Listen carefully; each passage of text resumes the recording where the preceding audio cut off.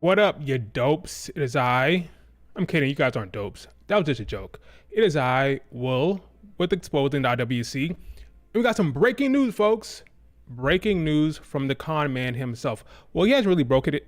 He didn't really break the news, but you know, the dirt sheets out there breaking it.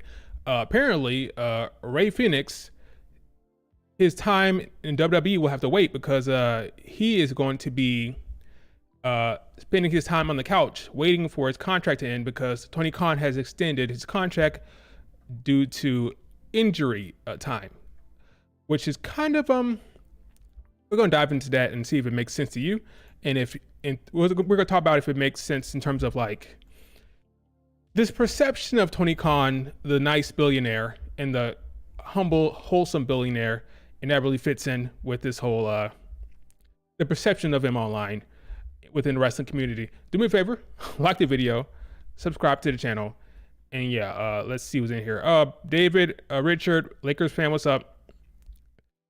The alternative, my ass. Yeah, it's we're gonna talk about it. Does it make sense based on what we know of Tony Khan, or at least the perception of him? Well, anyway, if you don't know what's going on, it's been reported for a long time now, several months, that Ray Fenix and Penta, aka Lucha Brothers, it's been rumored, heavily implied, that they're on their way to WWE. I mean, some of the dirt sheets online have gone as far as to say, oh, WWE are making merch, they're making t-shirts and design and graphics for these two.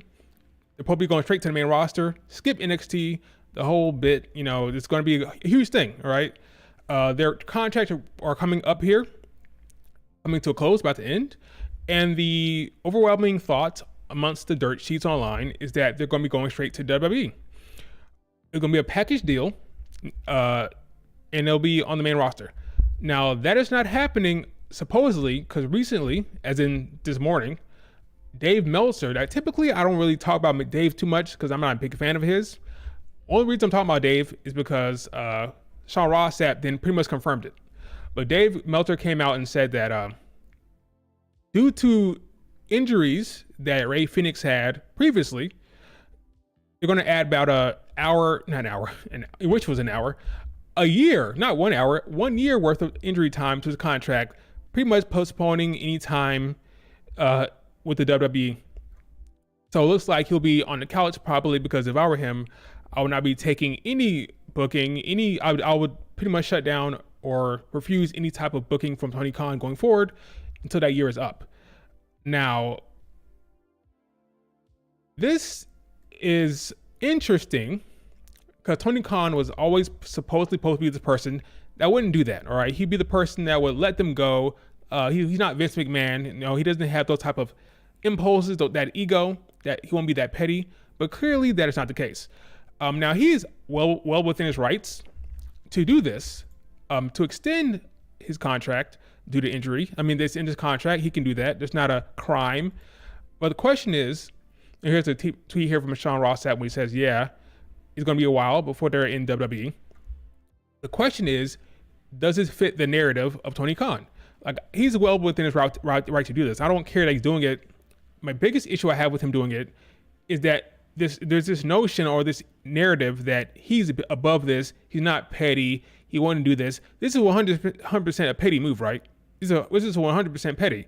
He knows that they don't want to resign. He offered them a contract. They denied it. They've been kind of playing like hard to get. They've been ignoring him kind of, supposedly. He's been reaching out, trying to get a deal extended, a new deal, and they're saying, nah, I'm not good, or not responding. So he's not an idiot. He sees the writing on the wall. He sees that, okay, they're about to head out of here, probably go to the competitor, WWE. And so you know what? I'm going to put a kibosh on that by extending his contract. He knows that they don't want to be there, but he's extending it to be petty. You can't tell me it's not petty. That's what that is. He's being petty.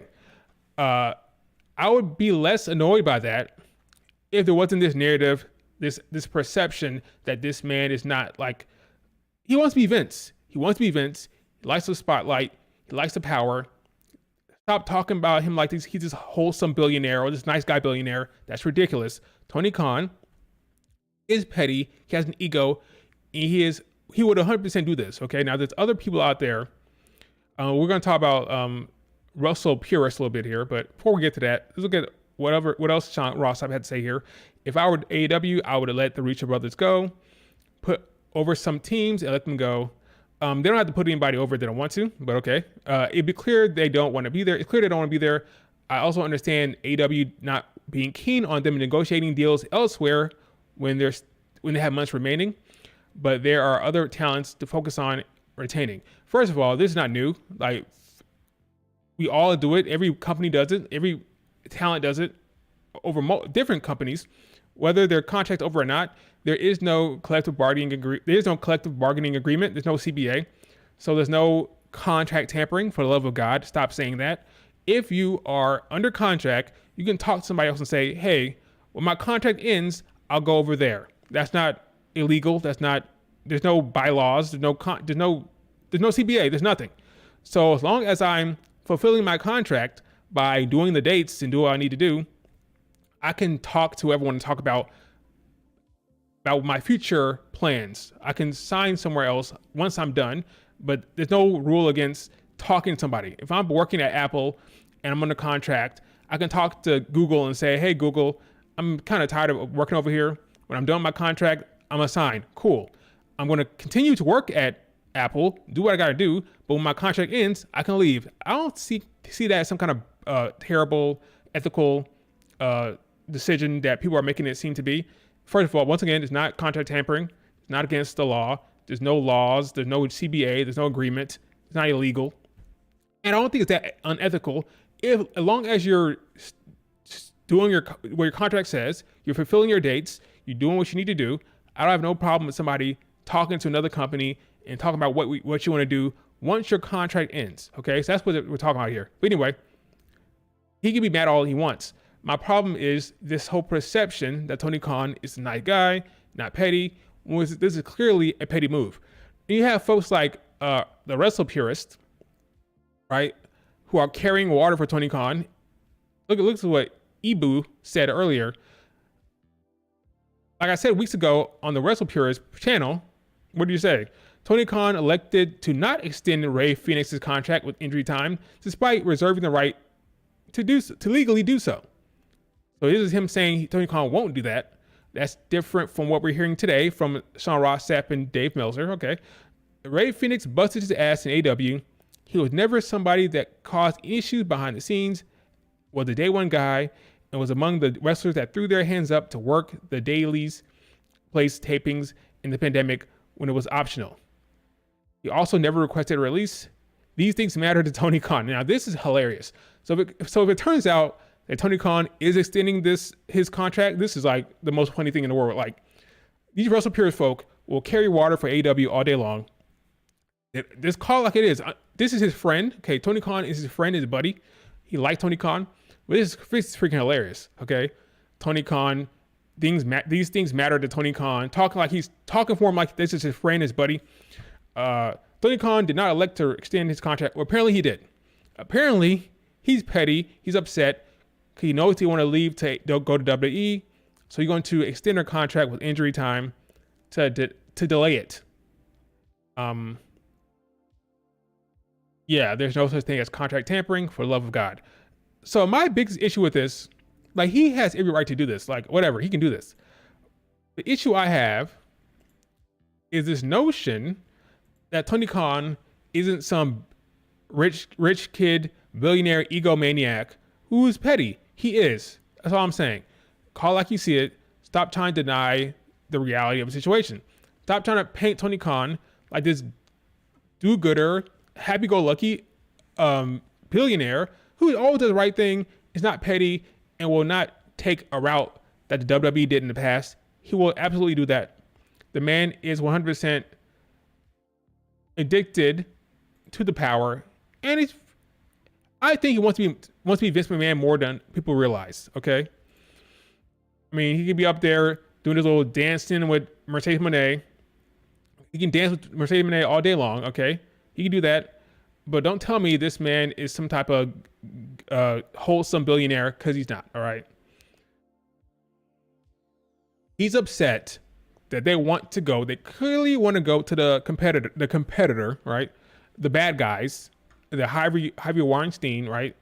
The Harvey Weinstein of wrestling. That's what he called it.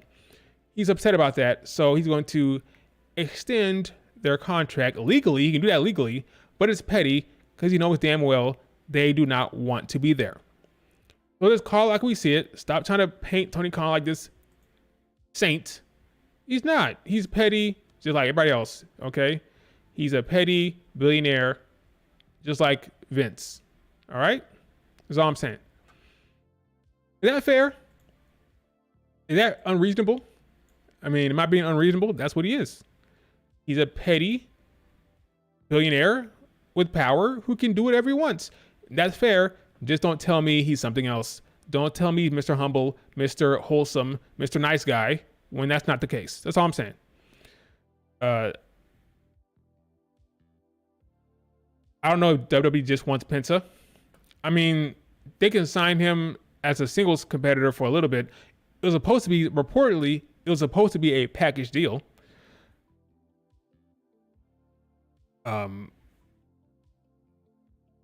Yeah, he says things like that. Oh yeah, I think the WWE and AEW can work together. It's all foolishness.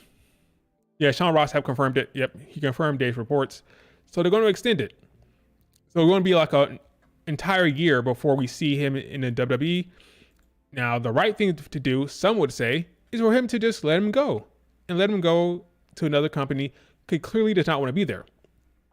That'd be the right thing to do, right? But yeah, Tony Khan's not going to do that. Not going to do it because Tony Khan is petty. And it's okay to admit that. That's all I'm saying. Just not pretend like he's somebody else. Just not pretend like this is something different here. Okay, he's a billionaire with power. He's petty. What did Ray Fenix do to deserve this? Apparently, he didn't resign. That's what we wanted him to do. We wanted him to resign. They wanted to go. So, okay, you want to go? Well, guess what? You have injury time that I can apply to your contract. So here you go. It's no different than any other billionaire company that's petty. That's all I'm saying. I'm not saying he's doing something horrendously terrible, right? He has every right to do it. But don't tell me, Tony Khan, that's the biggest issue. My biggest issue is not him exercising the power he has in the contract. You sign a contract, it says that the promotion can extend your contract for injury time. So in there, you signed it. Okay. Not breaking the law, but you could argue it's petty. So if you're going to say that, just not pretend that he's not a petty billionaire, just like Vince or anyone else. Okay. That's all I'm saying. It's petty.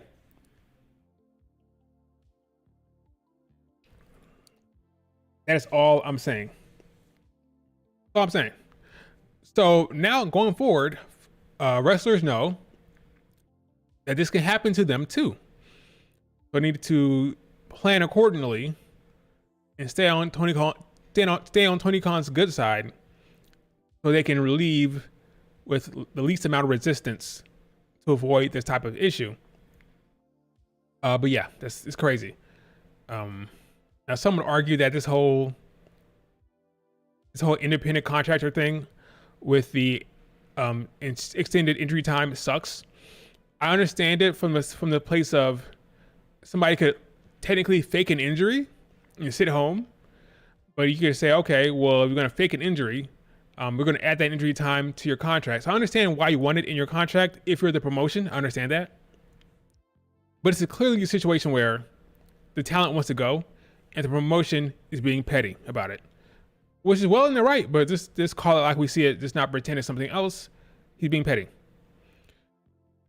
Speaking of like leaving AEW, right? Speaking of that, there's another person who's in the news for talking about potentially leaving or not leaving AEW for WWE. And that is Mercedes Moné. So Mercedes Moné came out recently and said, I think it's hilarious. She said this, after the way that AEW had treated me, I don't know. Well, she was asked about would she ever go back to WWE. And her response was, the way that the AEW had treated me, I don't know. I don't think so. I feel like I have the best relationship with the AEW right now, and it's legit, you know? I'm living my dreams. It's the best place I've ever been, mentally, physically. I'm able to live up my dreams. After being in the industry for 14 years, it's the best feeling in the world. So AEW is my home right now. Now this is freaking comical. Anybody making a big deal about this is silly. Like this, look at the buzzwords here. Right now, I think, I don't know, I think so. It's all wishy-washy, not confirmed, nothing concrete. It's all wiggle room there. I think so. Tomorrow she can think something else, right? That's how it works. This is a nothing statement, really, right? But the big thing to take here is that you should ignore every and all interviews from all talent. I always say that. Ignore it all. Nobody's going to talk bad about the current company they're in if they're smart. Nobody's going to shit on their current employer if they're smart. Nobody's going to say how to really feel in an interview if they're smart. All these interviews, all these quotes, they're all bullshit. Don't you ignore it. Always ignore what they say and pay attention to what they actually do. Jay Cargill could come out and say, I love AEW is my home. She could leave the next day, okay? Mayu Iwatani can say, hey, I love Stardom. Stardom's my home. She could leave the next day, okay? Doesn't matter what they say. Same thing with Mercedes Moné. Same thing for any damn talent. You always ignore even the different industries like WWE, wrestling in general, NFL, NBA, whatever the industry, whatever the team, whatever the sport. Ignore these interviews. They mean nothing. It's all bullshit. Because if they're smart, they're for damn sure not telling you the truth in these interviews. So I just laugh at this and look at people's reaction to it. I laughed. Literally, here it is. In my tweet, I laughed. Because I'm like, okay, ignore it. There's no point. Yes. No more cringe, Monet, ever in AW. Thank you. He's trolling, I hope. Because I hope he would know that these quotes mean absolutely nothing. It's all bullshit. She said before that she'd go back. Oh, now it changed because how she's been treated? It's all bullshit. Ignore everything you hear, not from Mercedes Moné. Every talent, every wrestler, every athlete, you ignore it. Well, you think the quarterback that goes up there and says, after a hard game, when they get sacked 1,000 times, boy, the offensive line did a good job. It's on me. The O-line did great. No, they're lying. Always ignore what they say in interviews. She's seeing all the talent. She's seeing all the female talent pour into WWE and knows she's not getting the offer again. It's got nothing to do with it. I get creative control and I can be champ as long as I want. Of course I want to go back. Again, doesn't really matter. This account, my God, she's in the best wrestling company in the world. I have this account muted as you can see. She's the best. She's the highest paid female wrestler. She owns everything she does with the brand, her name, yada yada. So it makes sense why she'd never want to leave. Ignore what these athletes say in interviews. Mercedes blinked twice if you need help. Me when I lie. Here's her again. Here's the actual quote earlier when she said she'd go back. I mean, it's not necessarily lying. You'd ignore what they say altogether. WWE. I'm so thankful for the career that they gave me, the fans that they gave me, the life that they gave me, wow, the dreams that they gave me. What the heck? Did my headphones die? I think you did. Them all. I get to do so much more. Amazing. And I know I'm going to be back there one day. Go. Okay, so it's not over. You know he's going to be back there one day, so it's not over. Like, okay, like it's once again, even this interview, which feels more natural than the other one, it's all bullshit. Whether she goes back or not, again, it's all bullshit. What's up, Pedro? Ignore what they say in interviews. Let's see. Didn't she say? Yeah, she said that. She did say that. She sees herself going back. She said that. And the right move, she made the right move for her career. Sure. Yeah, there's nothing here. It's all bullshit. Like, I always just laugh. That's all I do. I always just laugh. You always just laugh at what they say in these interviews. It makes no difference. It's all crap. It's all lies or not worth talking about because, again, they could be bullshitting or they can change their mind tomorrow. That's all I'm saying. Speaking of, well, I can't really tie that in. There's no segue. SummerSlam. since the Vaquer match, Mercedes has been bad. Her match with Momo Watanabe was good in New Japan. Britt Baker was not. Everything has been fine. I mean, Cheetah was fine. Kari Shida that match was fine. Momo was her best match since Stephanie Vaquer though. Let's talk about SummerSlam. So SummerSlam is now 2 nights next year. We knew it would be 2 nights in 2026, but now we know it's 2 nights in 2025. Now, this is huge for WWE, obviously. We got the promo with Bianca Belair and freaking Cardi B.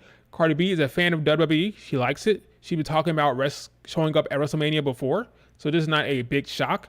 But she is a massive star, and it makes all the sense in the world to embrace these type of pop stars because it makes sense for their business. Now, we see here that Bianca and Cardi B are in this promo. Now, we're going to see this happening more and more, these pop stars, because they have a big audience.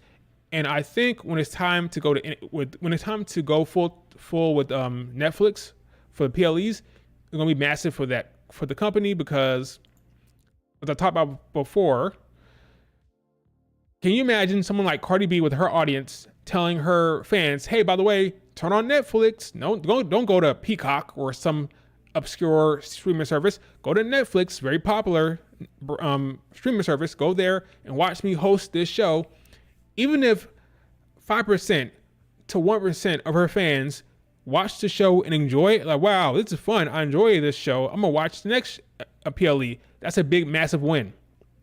Okay? Even if a small percentage of her fan base enjoys the show, that's a massive win for WWE.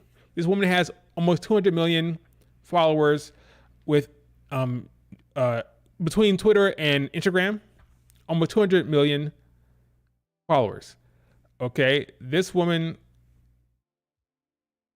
is it million or billion? I think it's million, not billion. That'd be crazy. Million followers, okay? And it's only smart to continue to do stuff like this, all right? It's only smart.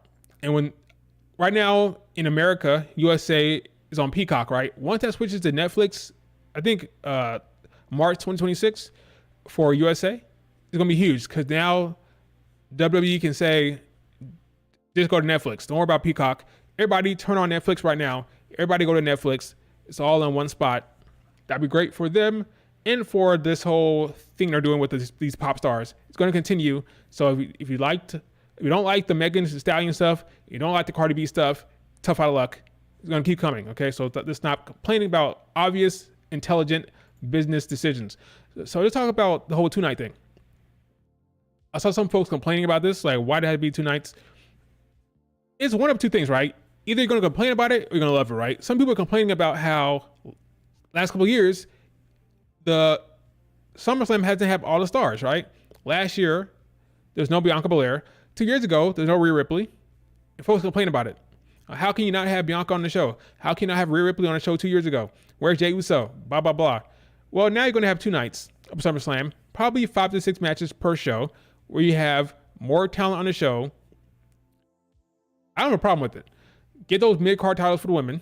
Get the U.S. title for the women, the IC title for the women. Have more belts, more storylines, more people on the card. I have no problem with 2 nights of SummerSlams at all. And you say it's risky. We'll see. New Jersey will be an interesting test case for this, okay? Do I think they can support it? Yes, with the talent, of course. This talent is stacked. With the women's division and the men's division, all that talent. If you look at the last couple of SummerSlams, a lot of stars have been off of it. A lot of stars have not been on the show. So you utilize the talent you have, give them an opportunity on the SummerSlam card. 2 nights when it comes to the actual booking of it, 2 nights is fine. It's more about ticket sales and intrigue and make sure people are excited about it. Because WrestleMania will sell out 2 nights. Well, not sell out, but get close every year. Will that be the case for SummerSlam? I don't know, but we can only hope that it will be the case because I want the talent to enjoy the experience, of course. They want to make sure that they can handle that. They can actually sell those tickets. I mean, we're in what? We're in September. This is August. I think they'll be fine, but we'll see. MetLife. It's interesting that they're only advertising New Jersey. Typically, they do New York and New Jersey, but I believe that this time around, this is a solo New Jersey thing. So New Jersey is the one that's like coughing up the money, and New York's not involved at all. So that's why it just says New York here for MetLife. It's just that's why it just says New Jersey, because New Jersey is the one that are working with them, and that's when they coughed up the money for this to work. So yeah, I'm excited. It'll be fine. I'm not worried about it. I mean, I don't have to sell the tickets. They do, but I'm sure they'll be fine. Is it kind of risky? Maybe. We'll see. We'll see how MetLife does. It'll probably be fine. Now, Bianca Belair, how about her? She is enjoying a lot of this shine here. Whenever folks say that Bianca Belair is like, they're worried about her, I always laugh. Bianca Belair is one of the faces of the company. She's one of the it girls with the company. She'll always get these opportunities. She'll always get this type of shine because they believe in her, they trust her, and they like her a lot within the company. She's so mainstream at this point. She got her own reality show. She's working with Cardi B. She's on the Belair. She's getting a lot of opportunities. Folks need to stop worrying about Bianca Belair. She's fine. Okay, I always laugh when people say, "Oh, Bianca Belair, her standing with the WWE is kind of wishy-washy." That's silly. Now, her booking is not great, but that's Triple H. She's just not great at that with the women right now. So it's not really a Bianca Belair thing. It's just a thing where his booking will typically be, you have his stories that he set on, whether it's the Damage Control storyline, whether it's the Liv Morgan Revenge story. He has the stories he's set on. Everybody else is kind of like in the tag team hellhole. Maybe that will change with the IC titles and the mid-card title if they bring that in for the women. But for right now, if you're not in the top program, you're kind of on the back burner. So that's the issue. It's a Triple H booking thing, not a Bianca Belair thing. If you have an issue with his booking style, it's not about Bianca, it's more about this how he books. But this is a good spot for Bianca Belair, and I'm not surprised at it. I'm not surprised one bit, because she gets these type of opportunities all the time, because she's very marketable, and she's one of the faces of the company. I think she gets more opportunities than even Rhea Ripley right now, so nothing to worry about, really. So yeah, I have no problem with the 2 nights. I'm sure it'll be fine. And Netflix can't get here fast enough, so they can direct all that attention to one place and use these superstars like Cardi B to push folks to Netflix, and for folks to tune in who aren't typical WWE fans. And look at her. Look at this: 35.5 million followers on Twitter. I think like 165 on Instagram. Big following. And she drops a tweet saying, "Hey, turn on Netflix, guys, to see me perform. Watch me host." That's a lot of eyeballs who will turn on Netflix just to see her. And if a small smidge, a small percentage say, "Wow, this is fun, I'm enjoying this," that's a massive win. That's a massive win. Even a small percentage, even a sliver of her fans say, "This is a great time, I'm gonna watch the next show." That's huge. So you're gonna keep seeing this. You're gonna see the Cardi B's. You're gonna see the massive stars like Bad Bunny. You're gonna keep seeing them. And when the Netflix deal kicks in, it's gonna be really big and really interesting to see how that works with how they present it and how they push it on Netflix. That'll be interesting to see. What women's match which main event SummerSlam? Let's talk about SummerSlam, I guess, real quick. Where is that? Where is it? I just saw it. I just had it. Let's see. 2025, right? Yeah, 2025, duh.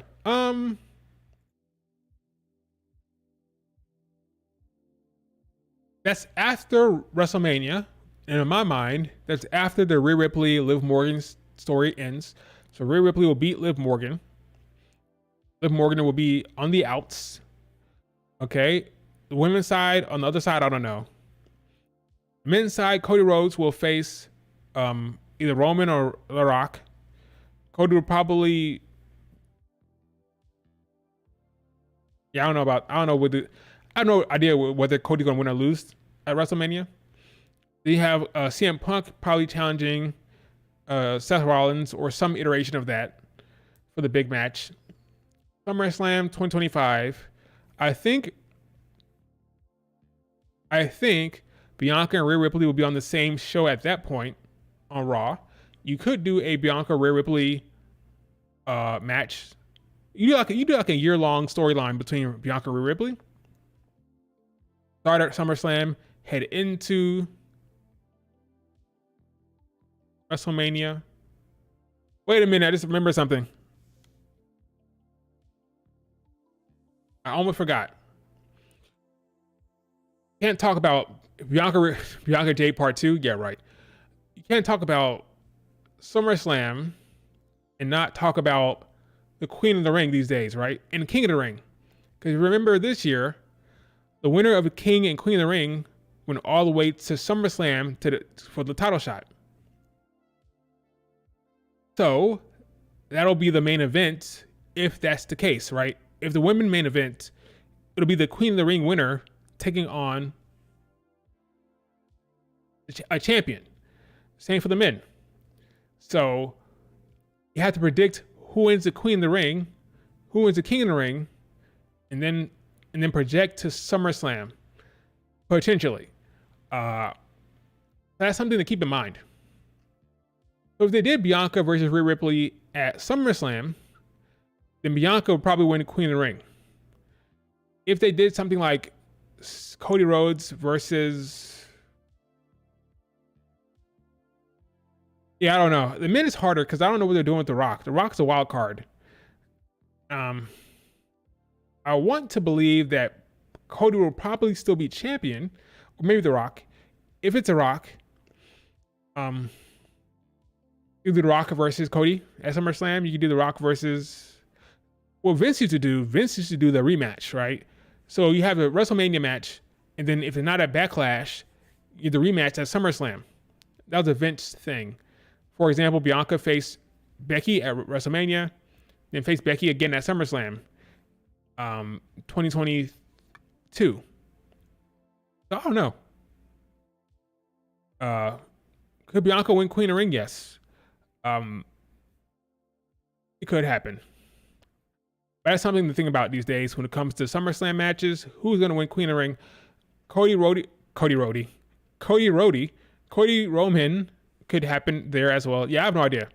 It'd be a complete guess to guess that main event. But I'm hoping the women get a main event there, because they probably won't get one for WrestleMania, because it's probably going to be a Cody match and a CM Punk match.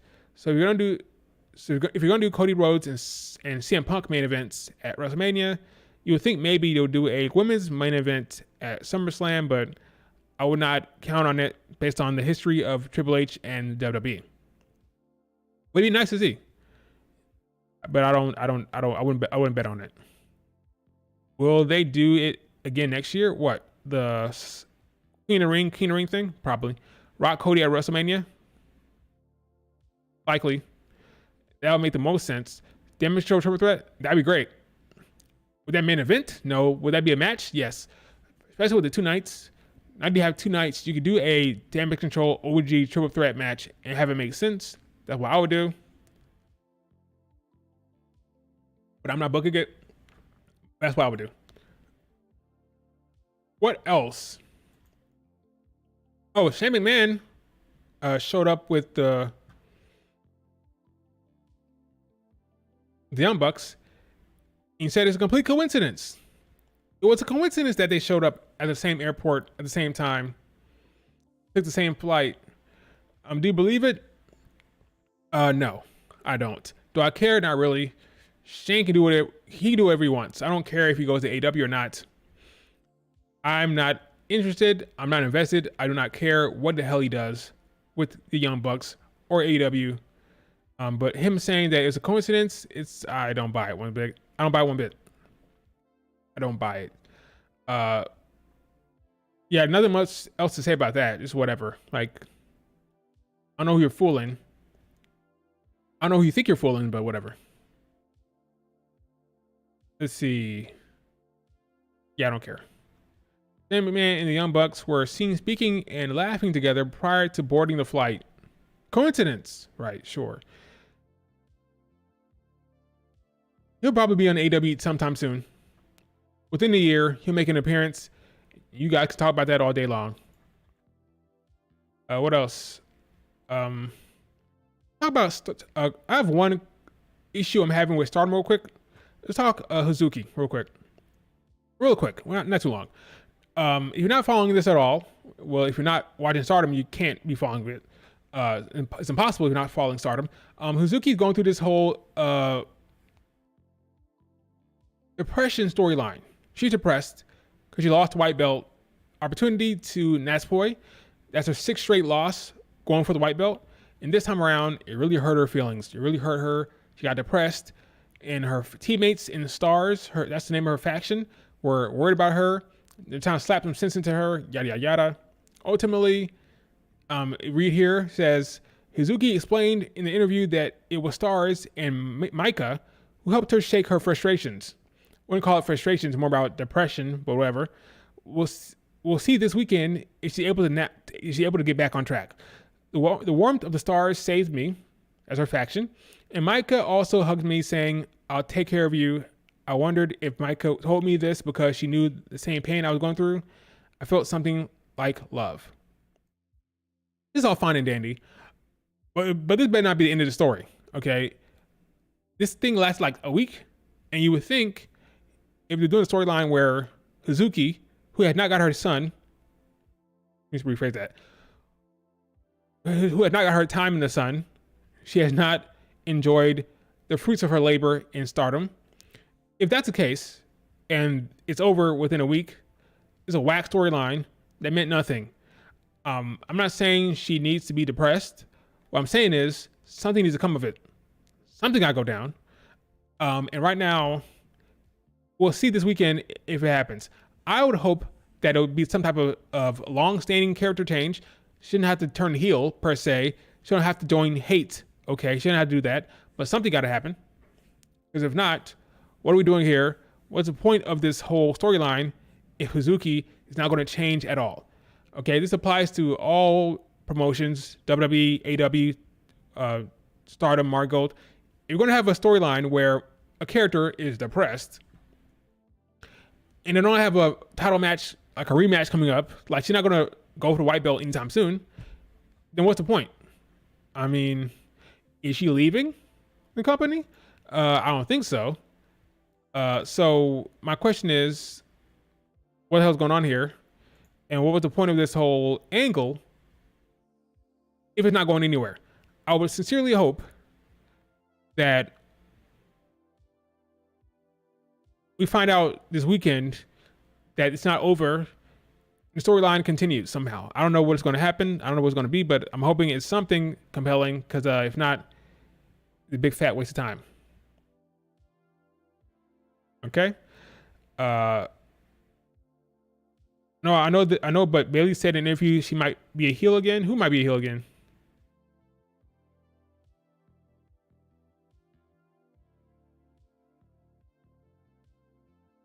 I think that was Saya. You think what was Saya?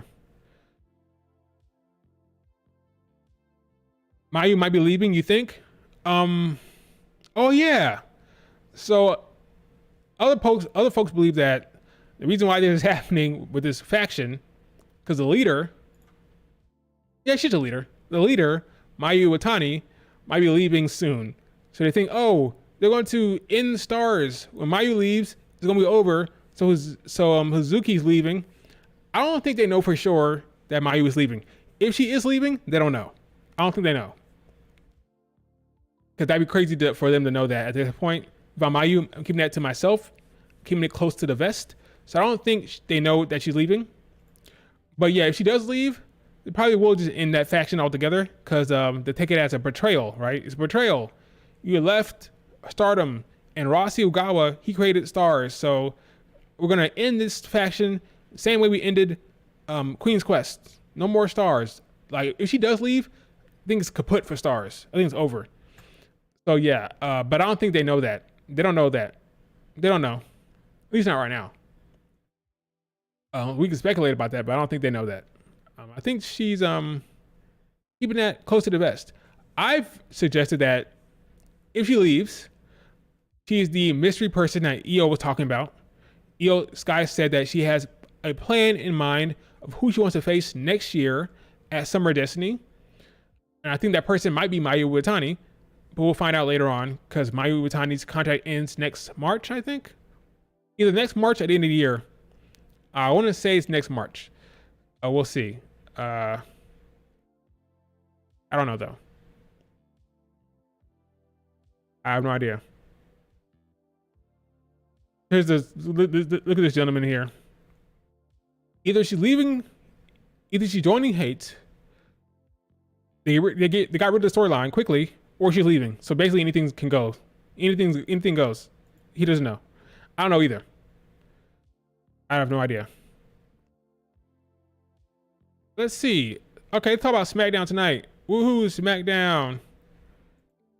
We have three matches on the cards here with a segment. We've got part 5, Andrade versus Carmelo Hayes. Part 6. I think Carmelo wins this. Then he wins game 7. So like a 7-game series in NBA. He's gonna win 2 in a row. And that'll be it for the series, and then he'll face LA Knight. So that's the storyline here. Andrade won the first 5, won the series, best of 5, faces LA Knight, loses, then he comes back to the series, he loses in the next 2. So that means Carmelo Hayes wins 4-3, and then Carmelo Hayes will take on LA Knight. That makes sense. That's straightforward booking. I don't mind that. I thought it was going 7 games anyway, so now it is. So I'm not complaining about that. We also have a match with Michin and Piper Niven. I think next week is going to be a dumpster match between Michin and Chelsea Green. That'll be fun. Looking forward to that match. So I think this is just a build up to that. I would book Michin to win this match if you're going to set up the dumpster match, or it'll be a DQ finish. But I would not be booking Michin to take a loss here in terms of a pin. I would not do that. Solo Sikoa returns. I don't care.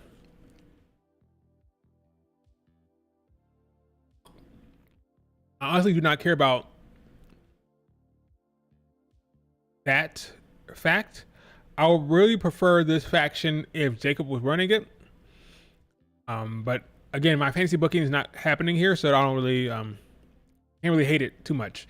I can't allow my own wishes to affect my enjoyment of the product that's being displayed. If it's good, it'll be good. I'll say it's good, so let's hope it's good. Nia Jax will interrupt Bayley Naomi. I hope not, but we have probably the most compelling match here, the most interesting match. The match with the most stakes is the Bayley Naomi match. The winner will take on Nia Jax at Bad Blood. If she interferes, it'll be a triple threat. I don't want to see that. Just tell a good story here. Have a decisive winner. I will book Bayley to win the match, and then take on Nia Jax and have Naomi turn heel. That's what I would do. Just because they don't do it doesn't mean it's bad, but I would prefer a character direction. Yeah, an actual direction for Naomi. Something different, something interesting. Beyond, I'm Bayley's friend. If she feels like slighted, if she feels disappointed, if she feels hurt by not getting this opportunity here, then I can see her turning heel. That's something other than, hey, I'm friends with Bayley. Hey, I'm friends with Bianca and Jade. I'm just a friend here doing my thing. No, I want something for Naomi. Let her win the match or lose the match and have her turn heel. Something compelling here. But I think we're going to have a Bayley win. If Naomi, the last thing I want to see is Nia Jax interfering here. I'd be upset. not let this be a DQ finish. Don't let Tiffany get involved. Let it be straight on, one-on-one match where there's a clear-cut definitive winner and have Naomi get pissed. Or, if it is a distraction, have the person distract Naomi. Naomi loses, and she feels slighted and disappointed. She says, the only reason why I lost is because they got involved. And have her get pissed about it. And have her interfere in Bayley's match at Bad Blood, start a feud, something like that. I don't know. But I don't want to see Nia Jax interfere here unless it builds to a Naomi heel turn.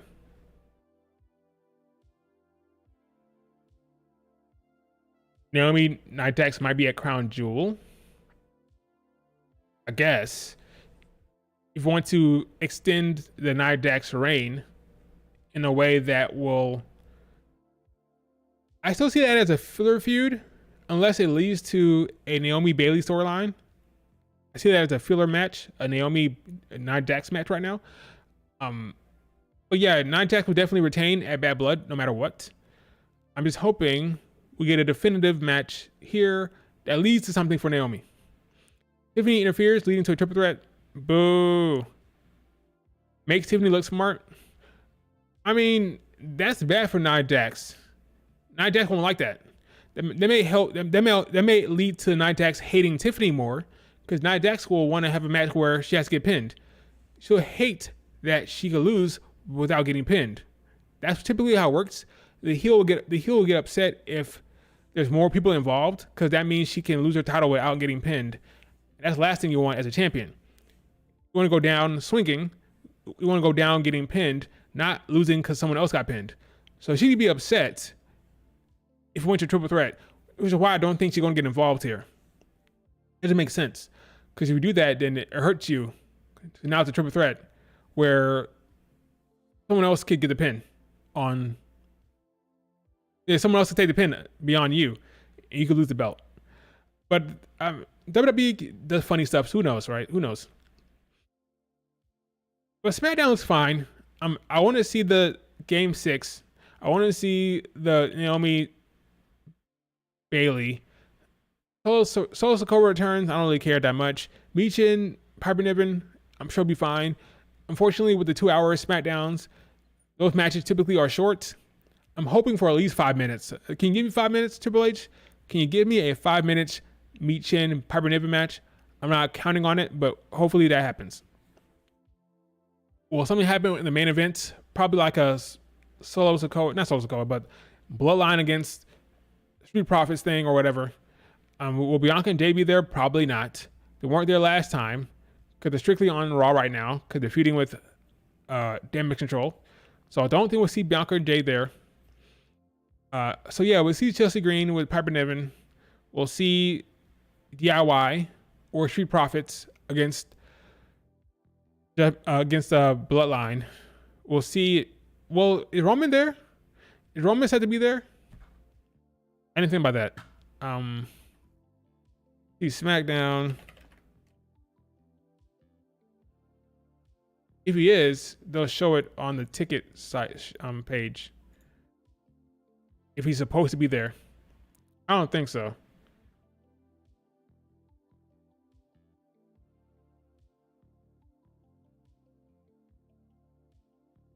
He's advertised? Or there you have it. There you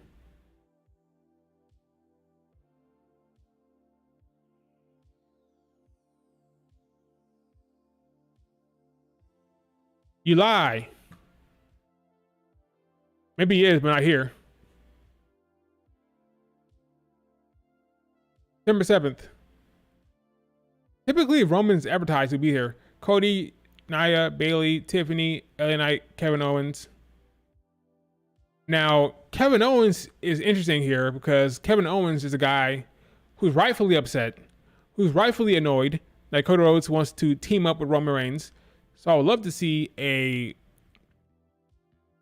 Kevin Owens segment tonight because he's been doing a good job, because he feels like he's making sense here for me, because I'll be upset as well.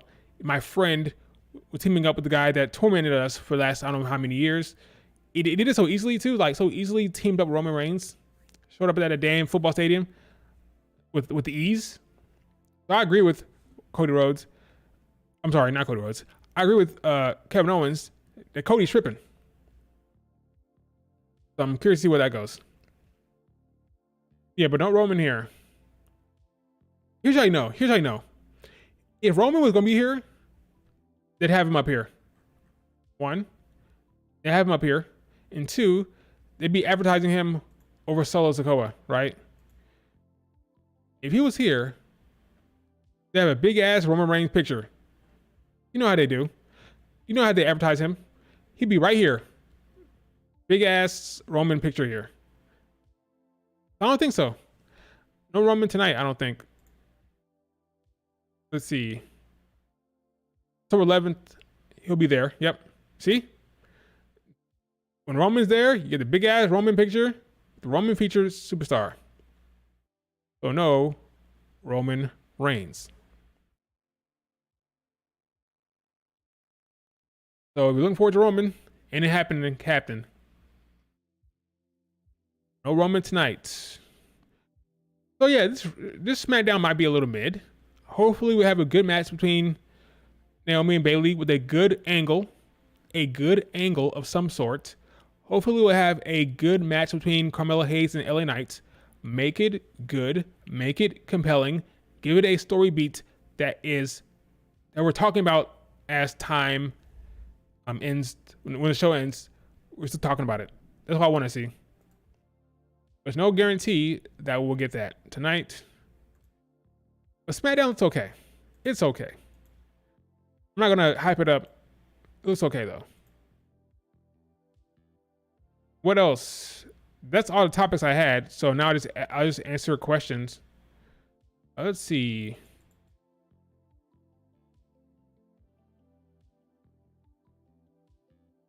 Let's see what's going on Twitter before I...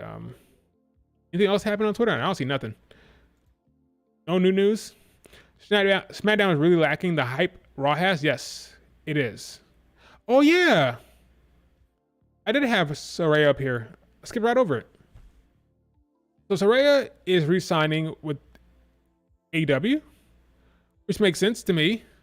I mean, she has a Revolution, right? She has not executed the Revolution yet, so she got to be there. Got to be there to do her Revolution. It's been like 2 years, right? How long has she been there? A year or 2 years? So until she does a Revolution, she has to be there. I don't care about this. She should stay. I don't think WWE are that interested. And since they're not interested that much, I think AW is where she should stay. She should stay there, do her work with what's her face. Can't remember the name of the woman who she's working with, like closely, but she should stay there. Have her continue her run. Right now she's feuding with Jamie Hayter. AW fans are complaining about her being there sometimes, but some people are enjoying her work. Some people are. So, hang out there and execute your revolution whenever that's going to happen. Because if you ask me, it hasn't happened yet. Last Dynamite, there was one women's match, about 7 minutes. It was a Mariah May's title match. Lasted about 7 minutes, and that was it for the entire show. The big, massive show that was, what's in the damn Dynamite? Grand Slam? Yeah, Grand Slam.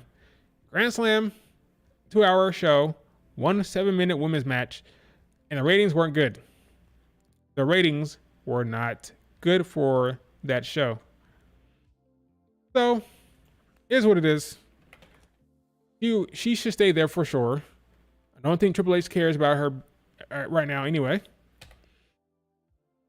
Yeah, so yeah, that's where she belongs. And she said herself that she finally has a boss that listens to her. So why would she leave? She should stay there with the boss that listens to her. Yeah, the views were like right over 700,000. So not the best. I thought the Bryan Danielson match was good. I thought the Will Ospreay tag team match was good. Everything else was just I didn't care for Moxley main event. I didn't care for the SCW title that got retired. Thank the Lord.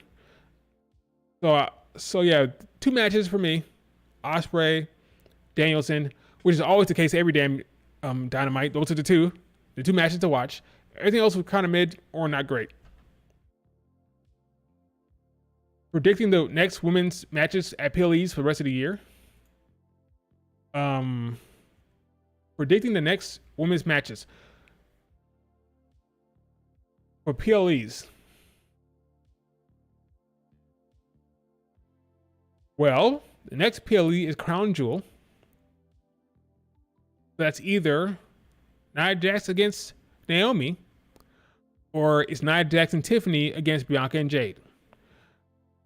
For the other title, probably going to be Raquel against Rhea Ripley, with Liv not defending. Yeah, there you go. Raquel, Rhea Ripley, maybe a stipulation, maybe the last woman standing match. We got Raquel, Rhea Ripley, and Nia Jax and Naomi, or Nia Jax, Tiffany against Bianca and Jade. That's one. For Survivor Series,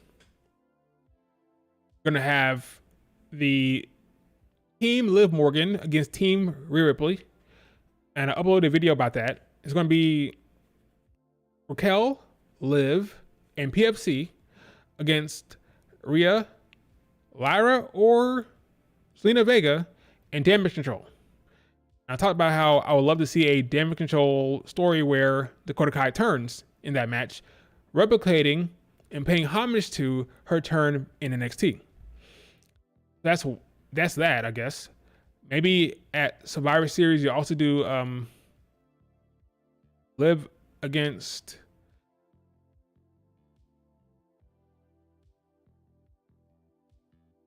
either Lyra or Zelina Vega. Whoever's not in the match, like whoever's not in the War Games match, she defends against maybe. So I'll probably do Lyra, because Lyra, yeah, I do that. So I'll take it back. Not Lyra or Zelina Vega. Zelina Vega. I do Zelina Vega and Rhea Ripley with Damage Control taking on PFC, Raquel, and Liv. Wait. Time out. Liv's in the damn War Games match. I'm losing it. Take it back. Never mind. Take it back. Liv is in the damn match. She's in the War Games match. You can't do that. Sorry.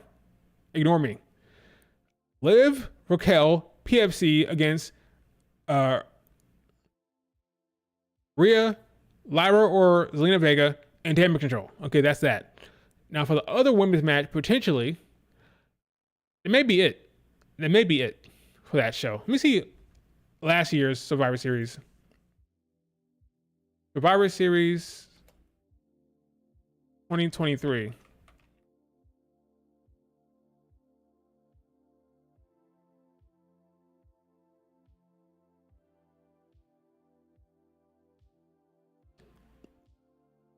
How many women's matches this time around? 2.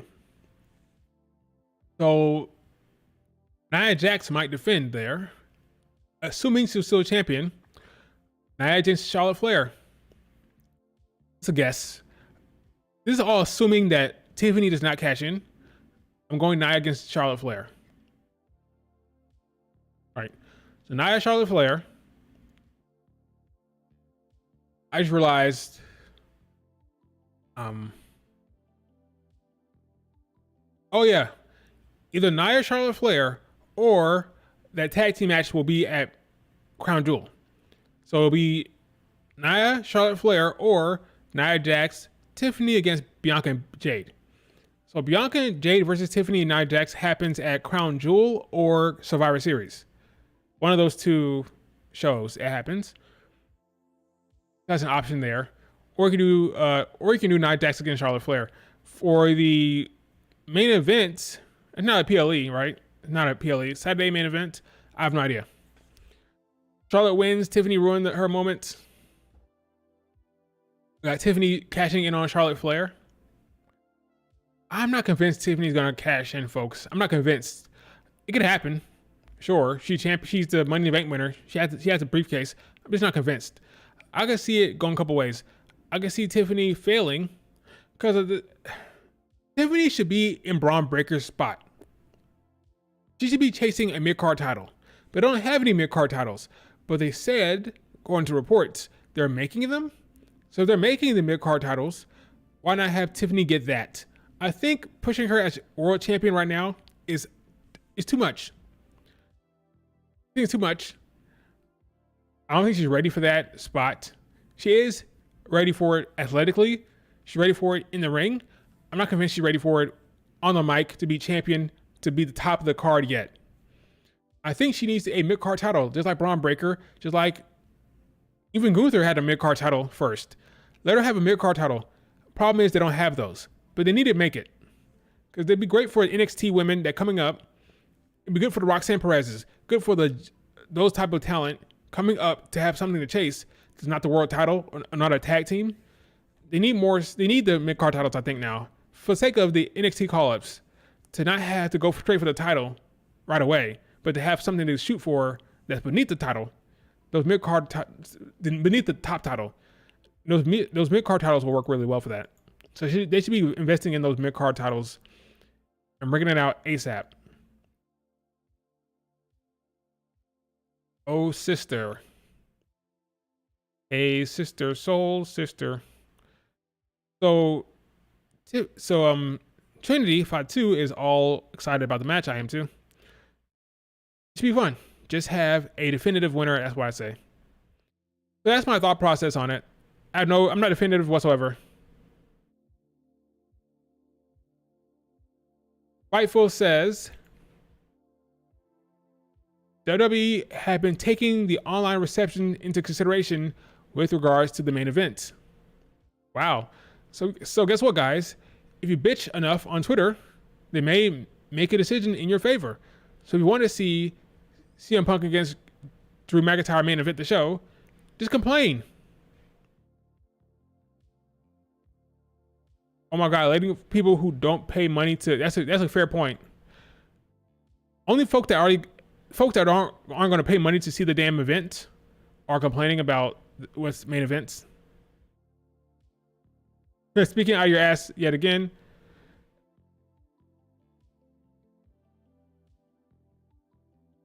Well, to be fair, these people are watching it online at home, so they're also important.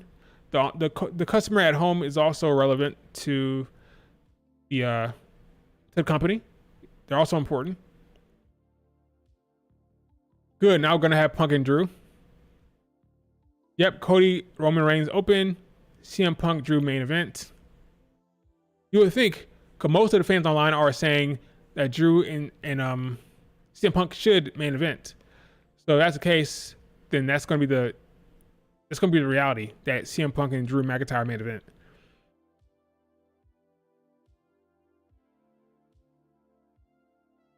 Yeah, someone's gonna be upset regardless. I think less people will be upset. I think less people will be upset if they do CM Punk Drew McIntyre at the main event, but that's just me. That is just me. Roman Cody should get it because I want to see the drama. Okay. You want to see the backlash. You want to see the outrage. I respect that. I've been the same way. Wait a minute. What's this? Bianca and Jay were supposed to be on the CW show. What's happening? Excited for NXT. Hey y'all, it's WWE superstar Bianca Belair, and I am so excited for NXT to be going to CW October 1st. I'm so excited for them to show up and show out and show what they are about. NXT is home to me. I remember the first time we went live on USA Network, Fatal 4-Way, me, Shayna Baszler, Candice, Michin. We put our stamp on that era, so now it's their opportunity to put their stamp on the CW era, and they're going to show out and show what they're all about. So excited. Nope. Hey, y'all, it's WWE. Nope. She will not be there. Because if she was, she would have said so. They took it back. They reneged on it. I wonder why. October 1st? Let's see. October 1st. Guess it's a Monday. Okay, I guess I realized they don't want to travel from. Where's Raw on the 30th? Where's next Raw?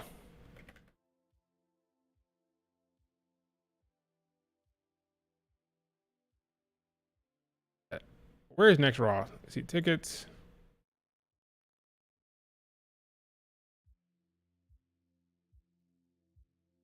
It is in Indiana? Yeah, it's in Indiana. I guess I realized they didn't want to travel from Raw straight to Florida.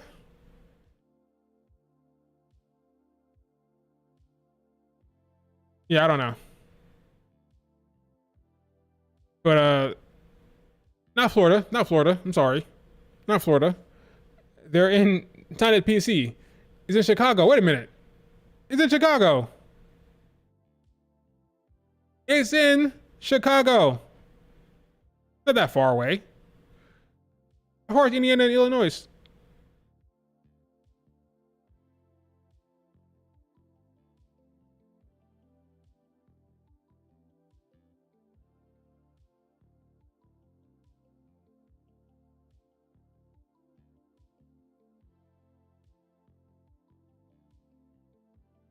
It shouldn't be that far.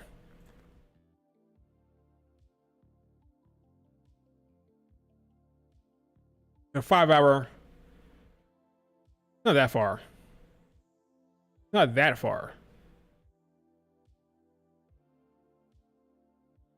Like a 5-hour drive. Let alone a flight. Yeah, I don't know what's going on there. They said they're gonna be there at the show. Now they're not. Guess something happened. I don't know what's going on there.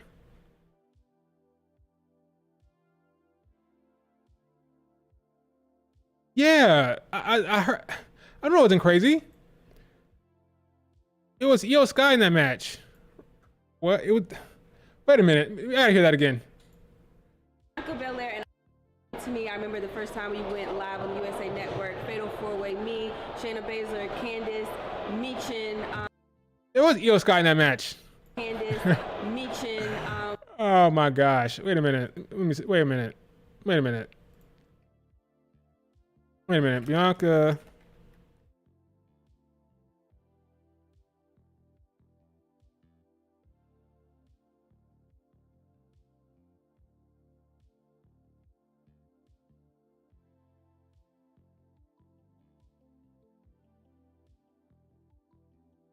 Make sure I'm not crazy.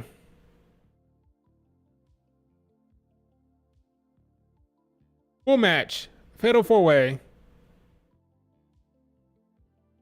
Lorray, Shirai, Yim. Yeah, this is the match you're talking about. She got it wrong. Oh, Bianca, we love you. You got it wrong. This is the match you're talking about. Right? Okay, let me see them real quick. I don't want to get copyrighted.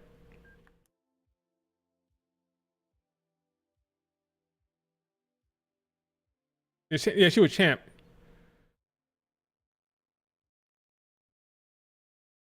Oh yeah, I got it muted, duh. For the NXT floor outside the ring. Kicked by Io Shirai. That's Belair. Yeah, this is what you're talking about. Yeah, she got it wrong. That's okay. No disrespect to Io Sky.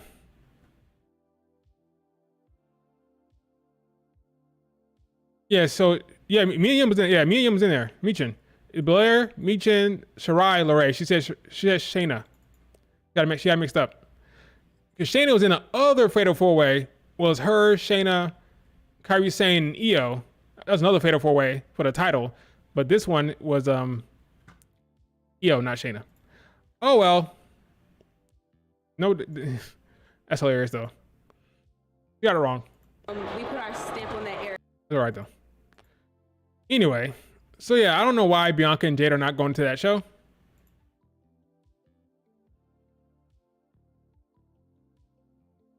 I don't know. I'm not gonna complain about it. I have no idea. Maybe something happened for all I know with Jade. I don't know. Maybe they got plans. I don't know. Plan change. Yep.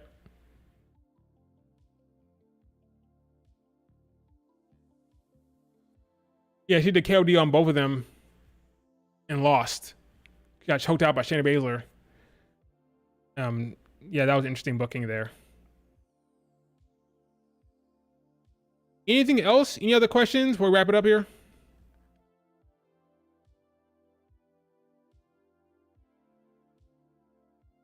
I feel like I'm getting to do something. I can't put my finger on what it is. Oh well. Yeah, I feel like I've got to do something.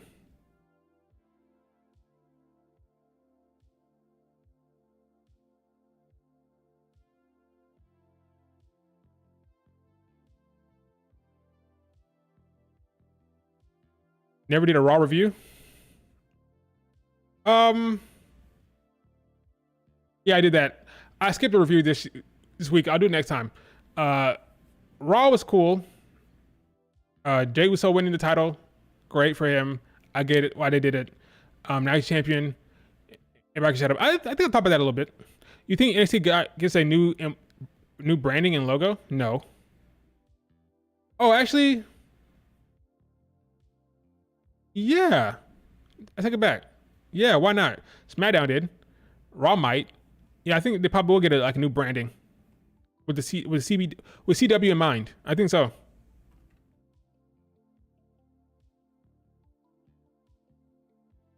Yeah, I thought about Jade and Braun. Yeah, I probably did. What else was it worth talking about that day? That happened on Raw. Yeah, just ask me just ask me. I'll talk about it. But yeah, Jade and Braun I talked about, and what else even happened on that damn show? When should the women's midcard be introduced?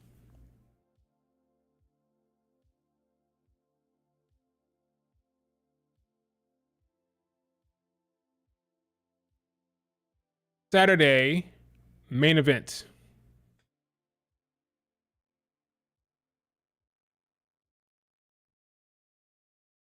That, or, well, actually, probably Crown Jewel. That may be too early. That seemed like something you do for Crown Jewel. Oh, 2 new champions crowned at Crown Jewel, you know? But it's kind of too late for that because Crown Jewel is in like next month or it's in November. It's kind of early for that. So Saturday main event, I'll do that sometime before Rumble. Sometime before Rumble.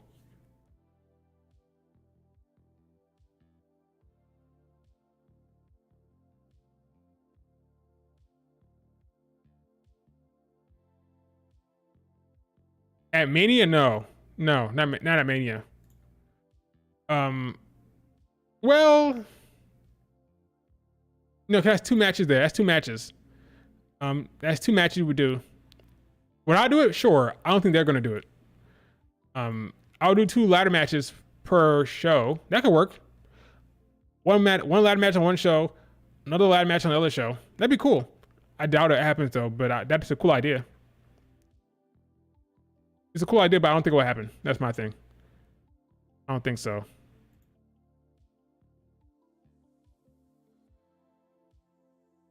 Io was very over on Raw again. Yes, she was. I said before so many times that babyface Io will be super over because her talent is undeniable. And when you're that talented, the crowd will root for you. When you're that explosive, you're that athletic, we're doing that stuff in the ring. In your face, you're undeniable. And I called it out. I even called the freaking Bianca Belair match. It was crazy. I said, you have a match with Bianca Belair that'll get her over. And I said, as a babyface, she'd be over. And sure enough, that's what's happening.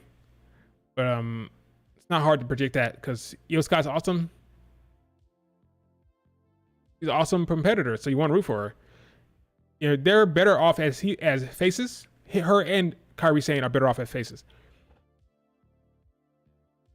What should fuel a Jade heel turn?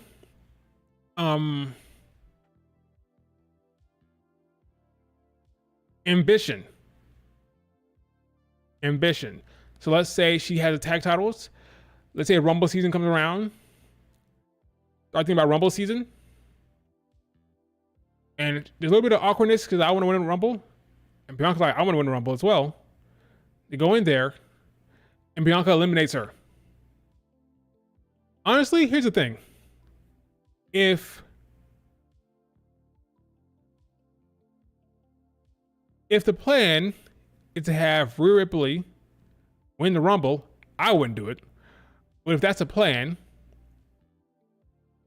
I can see Triple H having Bianca and Rhea Ripley be the last two. To mirror what happened back in 2021. Bianca and Rhea Ripley were the last two, and Bianca eliminated her. Well, Triple H will want to rewrite that wrong. I'm joking. It's not that type of thing. I want to right the wrong. No, not that. But he's going to have like a callback to that one-on-one in the Rumble. But this time, Rhea Ripley eliminates Bianca Belair. But before that, you have Bianca Belair eliminate Jade Cargill. That could have a little bit of like there's no malice in it. Like it's everybody for themselves. She eliminates Jade. And Jade's feel like, okay. So it's the type of way. Honestly, I'm not convinced they're going to have like a big bad breakup because I don't think Triple H wants to do that feud. If you have a big bad breakup, a big blow off before the Mania, they're going to have to fight. And folks are going to want to see that fight. So to avoid that, we have a situation where going into Mania, they're still getting along. And then maybe you split them in the draft. So you can't have them feuding before that. You have a situation where Jade Cargill turned on Bianca right before the draft. That way, when they're drafted to different shows, nothing Bianca can do about it. Well, she's on a different show, Bianca. You can't get your revenge because she's on a different show. That's probably how you do it.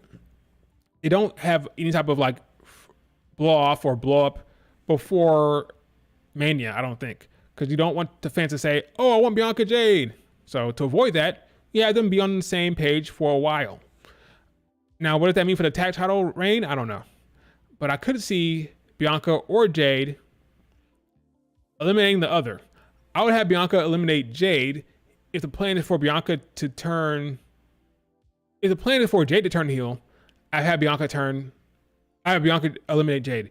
If the plan is for Bianca to turn heel, I have Jade to eliminate Bianca. But I don't think that's the smartest approach because you want your babyface to be able to go. You can have a dominant heel who's not really working that hard in the ring. He's doing power moves and being strong. But if you're a face, you gotta be able to actually like make a comeback in a believable way. And Jade Cargill is tough for her to be a babyface singles competitor, I think. I think a heel run and have her be dominant in the ring, have her squash opponents, have her look intimidating, is better off for her. Because if you want to be a face, you gotta be able to really go in a way that will get the crowd behind you. And it has to be a way that you gotta look at the actual underdog. Bianca's somebody that can somehow be a dominant in the ring and still be face. It's very impressive what she can do. She had that endearing quality to her, like with the Becky Lynch feud. She had that endearing quality where she comes off as a face. You want to root for her. You like her. She likability. It's all there for her. So you can play both heel or face easy. Jada Cargill as a face sequel competitor would be tough for me. I think she needs to be heel. She screams heel. She's a heel. Her cadence, her delivery is all heel.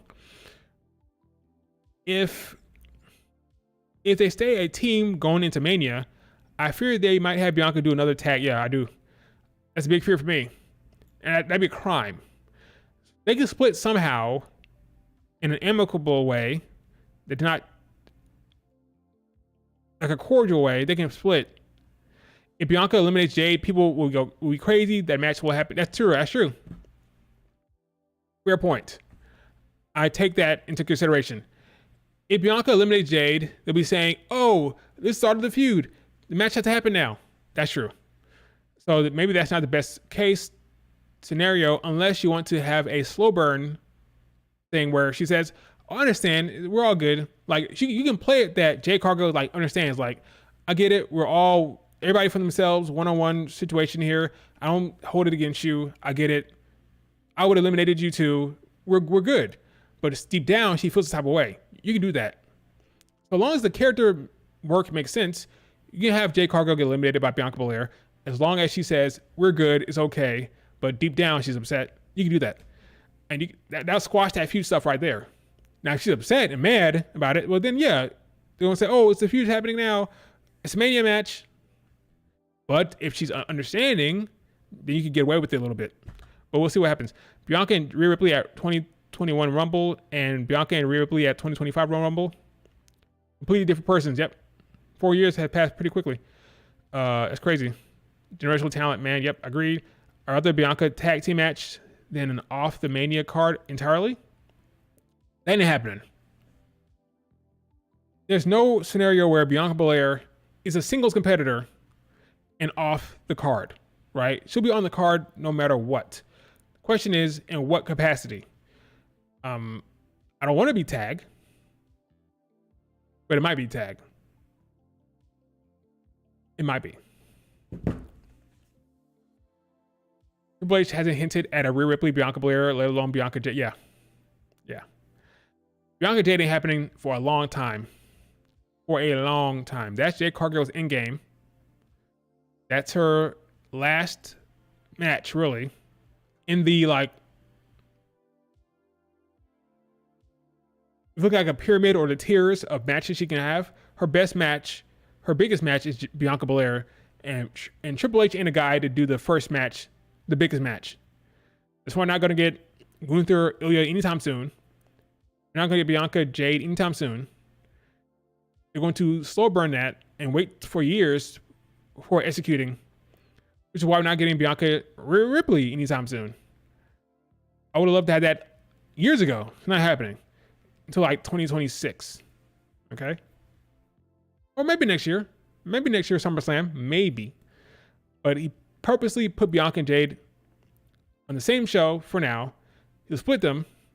And then he'll do Bianca and Rhea Ripley, I would hope. But he intentionally put Bianca and Rhea Ripley on different shows. And they're not interacting. So, again, Bianca and Rhea Ripley on both on Raw, right? They will not cross paths. They won't do it. He won't put them on the same screen together because they don't want people to say, oh, there it is. Bianca Rhea Ripley. That's the match. He won't do it. He won't do it. The last time Bianca and Rhea Ripley on the same screen, I believe it was last year, Raw after Mania. Is that right?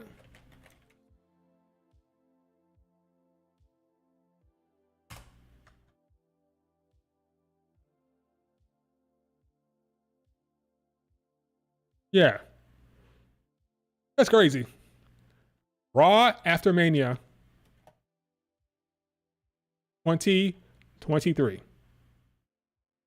Yeah. And they were both champions. Yep, here it is. This was the last time they're on screen on WWE TV.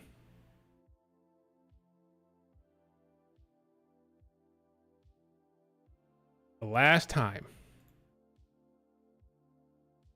He is saving it. The problem is we're annoyed and we want it. But he's saving this goddamn thing for a rainy day. We only hope that the rainy day comes next year, SummerSlam. But then again, it'll probably be WrestleMania. Because again, you have a Queen of the Ring tournament to think about when it comes to SummerSlam. So,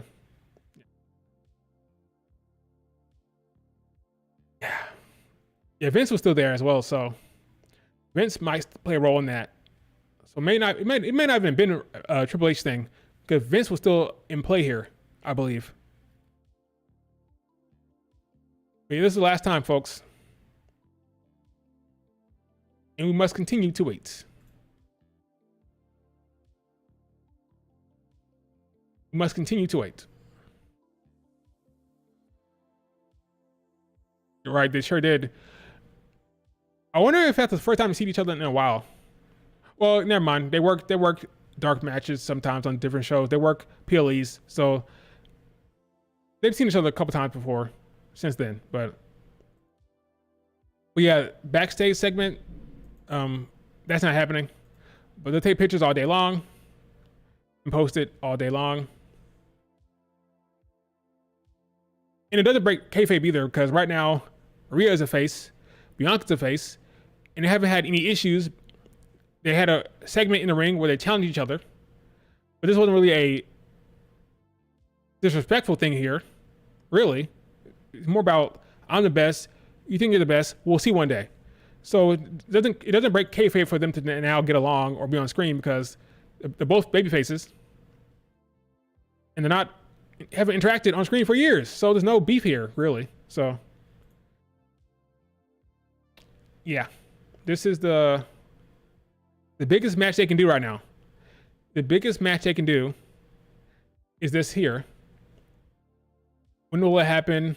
Probably sometime in 2026. That's crazy to think about that, because it's fucking 2024. But yeah, probably 2026, folks. But yes, this is the biggest match they can do in the women's division. And he knows it. Triple H knows it. He knows it.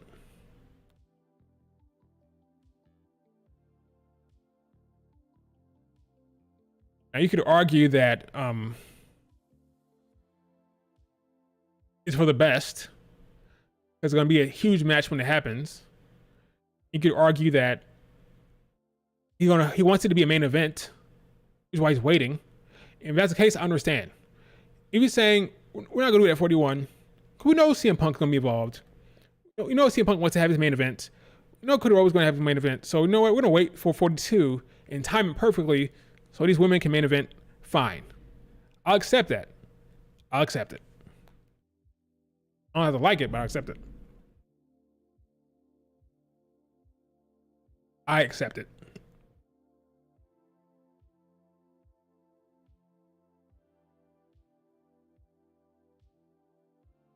Yeah, the show wasn't good. Raw after Mania was not good.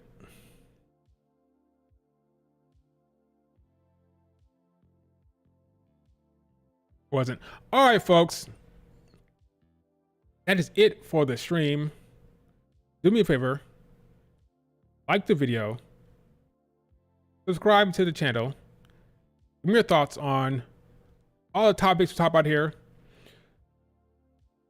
SmackDown preview. Lucha Brothers being screwed by Tony Khan.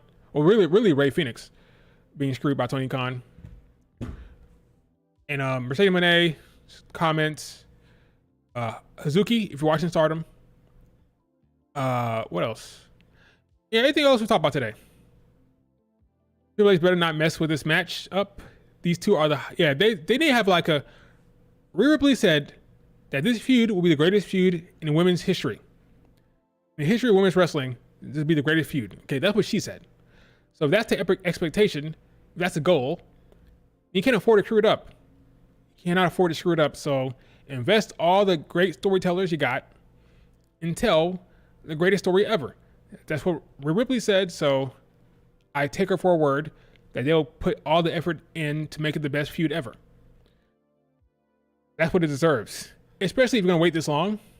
I'm talking a year-long storyline. Year-long.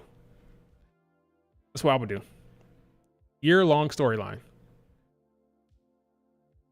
And once you do it, you can't go back to it for a while. So you have to make sure it's a big thing. So year-long story. All right, folks. That's it for stream. See you on Twitter. Have fun. Enjoy SmackDown tonight. Hopefully it's good. Hopefully it's good. I'm not sure, though. Might be mid.